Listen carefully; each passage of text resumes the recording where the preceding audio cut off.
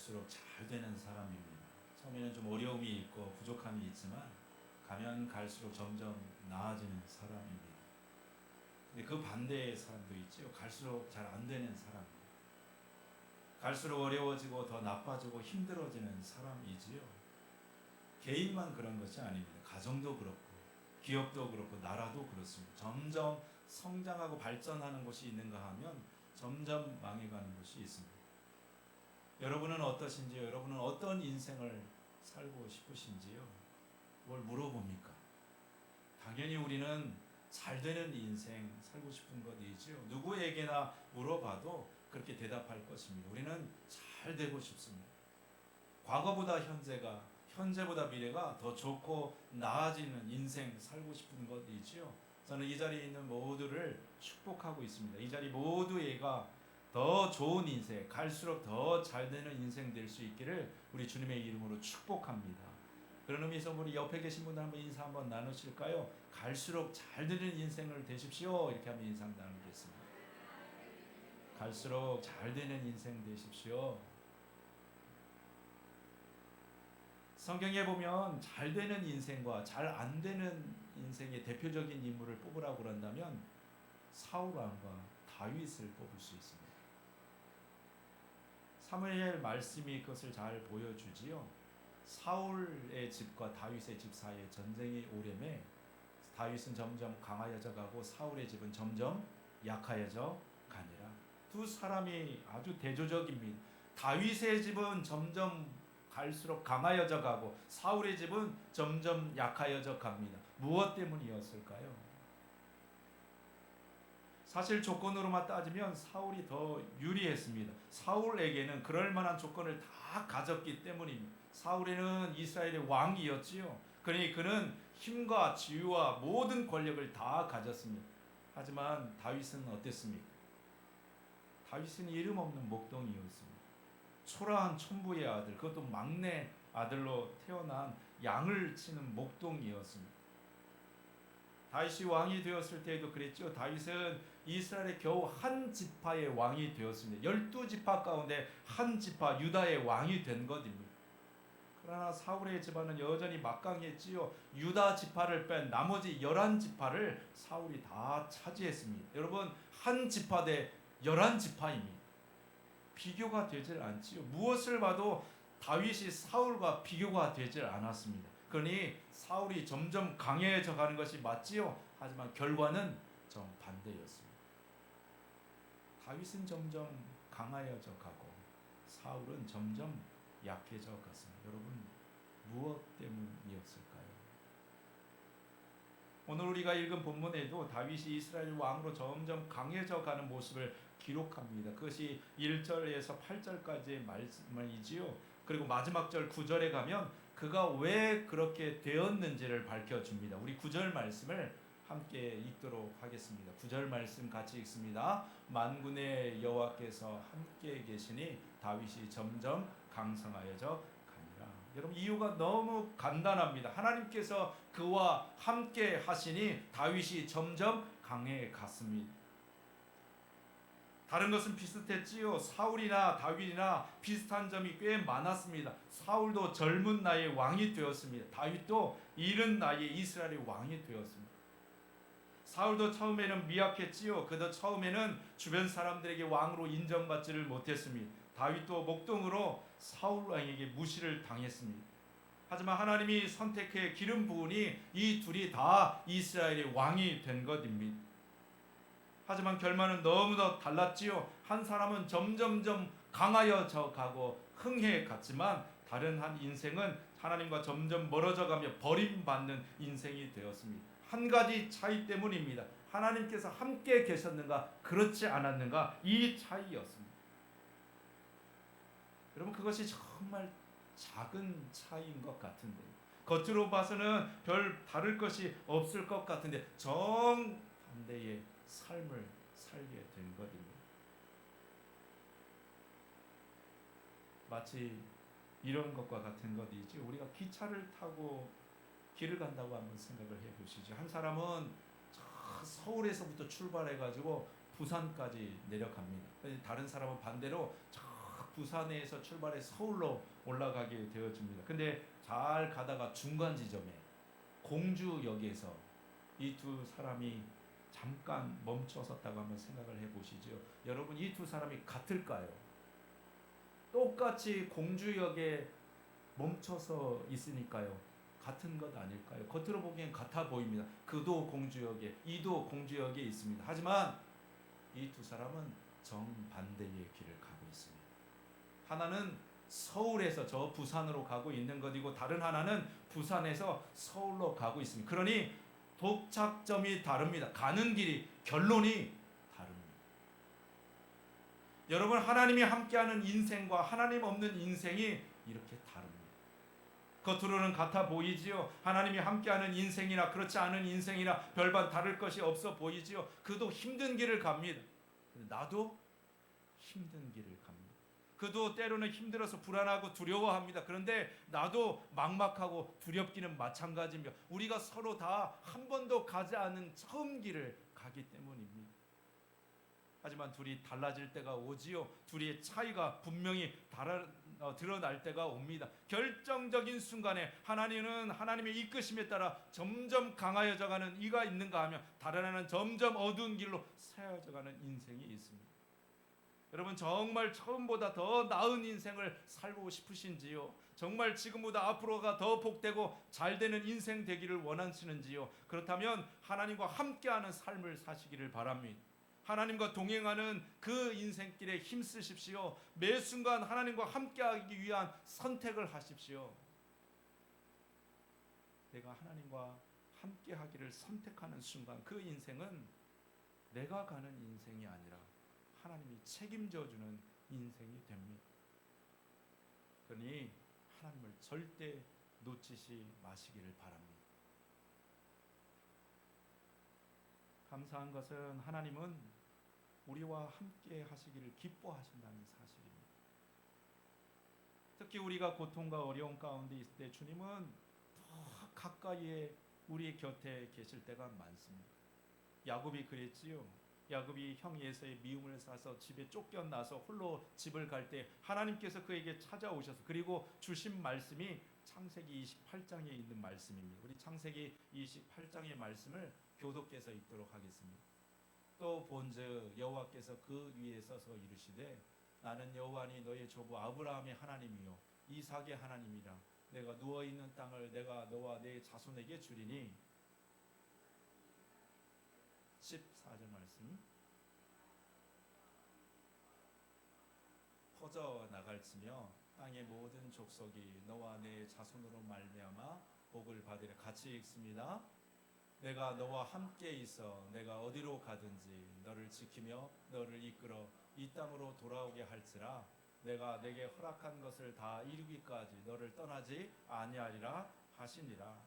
여러분, 야곱이 얼마나 두렵고 불안했을까요? 앞으로 무슨 일이 있을지, 집으로 고향으로 돌아올 수 있을는지 아무것도 장담할 수 없었습니다. 그때 하나님은 그에게 찾아오셔서 내가 어디로 가든지 너를 지키며 떠나지 않겠다, 그에게 함께 하실 것을 약속하셨습니다. 이 약속은 여호수아에게도 하셨지요. 여호수아 1장의 말씀도 우리 한번 같이 읽도록 하겠습니다. 제가 1장 말씀을 읽습니다.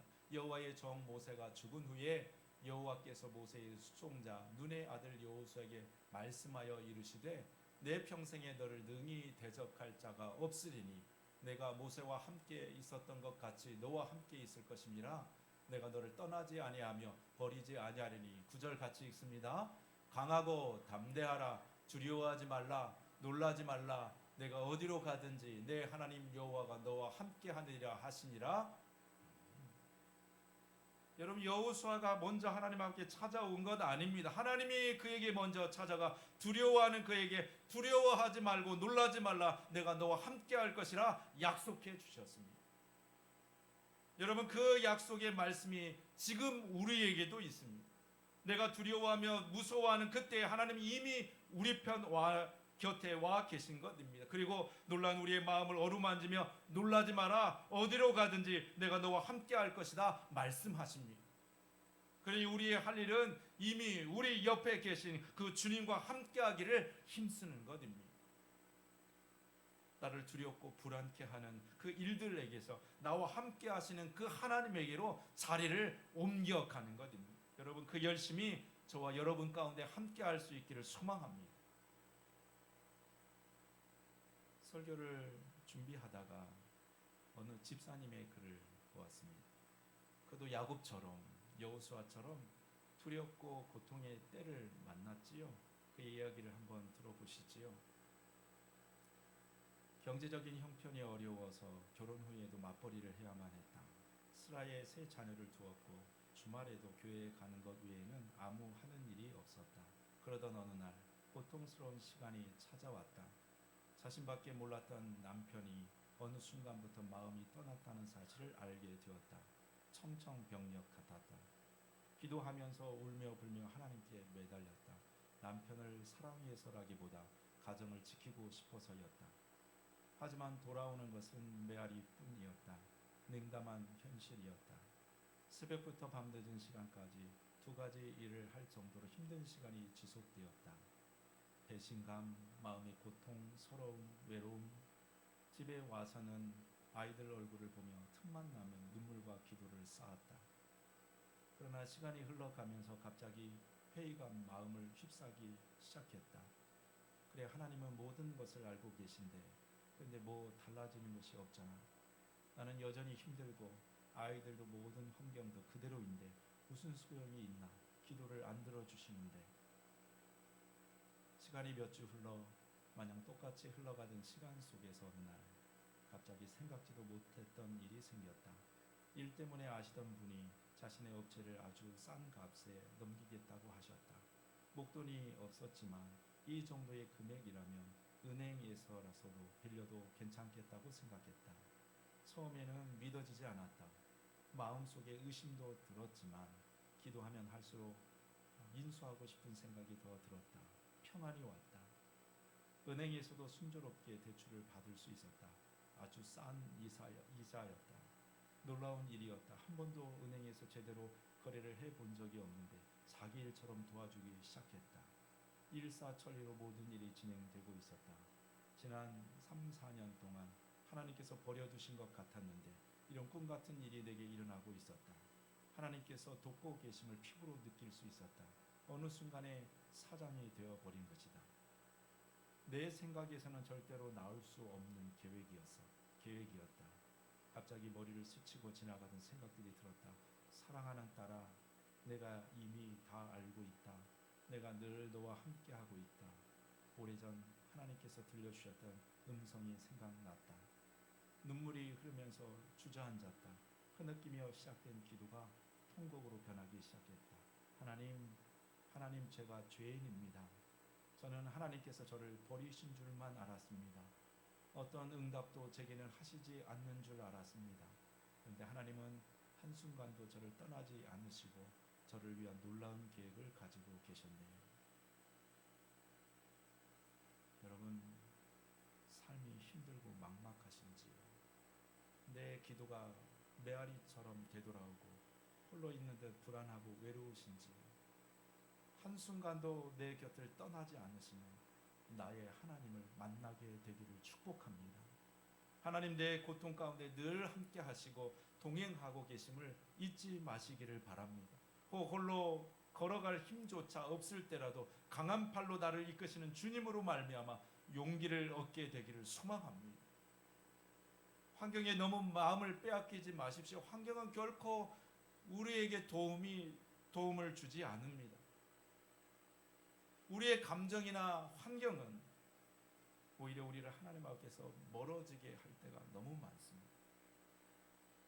그래서 오늘 본문 말씀이 우리에게 강조하는 것이 있지요. 점점이라고 하는 단어입니다. 우리 9절 말씀을 다시 한번 읽도록 하겠습니다. 9절 말씀입니다. 만군의 여호와께서 함께 계시니 다윗이 점점 강성하여 가니라. 점점 강성하여 가니라. 점점이 무슨 뜻일까요? 제가 사전에 찾아보니 점점은 조금씩, 차차, 점차적으로라는 뜻이 있습니다. 그러니 다윗이 점점 강해져 갔다는 말은 아주 조금씩, 차차, 점차적으로 그가 강해져 갔다는 말입니다. 단번에 그가 그렇게 됐다는 말이 아닙니다. 다윗이 당장 강하여지고 한순간에 원수가 사라졌다는 말이 아닙니다. 당신의 뜻에 따라 하나님은 일하셨습니다. 그 점점의 때에 그래서 다윗은 인내하며 하나님의 때를 기다려야 되었습니다. 그래서 여러분, 우리의 믿음은 마치 마라톤과 같습니다. 잠깐 뛰고 마는 단거리 경주가 아니라 장거리 마라톤입니다. 여기에 많은 사람들이 다 넘어가죠. 아이고, 믿어도 소용없네. 기도해도 별 달라질 것 없네. 열심히 해도 변화되는 게 없네. 우리는 자주 오해합니다. 하나님과 함께하면 금방 내게 무슨 일이 일어날 것이라고 생각합니다. 하나님과 동행하기로 작정하면 당장 내가 천국길이 열리게 될 것이라 생각합니다. 하지만 그러지 않을 가능성이 더 높습니다. 우리가 예배 잘 드리고 교회 밖을 나가도 아무런 변화가 없을 때가 많습니다. 설교 시간에 하나님 우리와 늘 함께합니다. 아멘으로 결단하고 나서도 어쩌면 더 큰 시련이 어려움을 우리가 만나게 될지도 모릅니다. 여러분, 우리의 신앙이 단거리 경주가 아니라 긴 마라톤이기 때문에 하나님은 그런 방식으로 우리에게 일하시지 않으십니다. 앞에서 말씀드린 여집사님, 그래서 덧붙인 말이 이거입니다.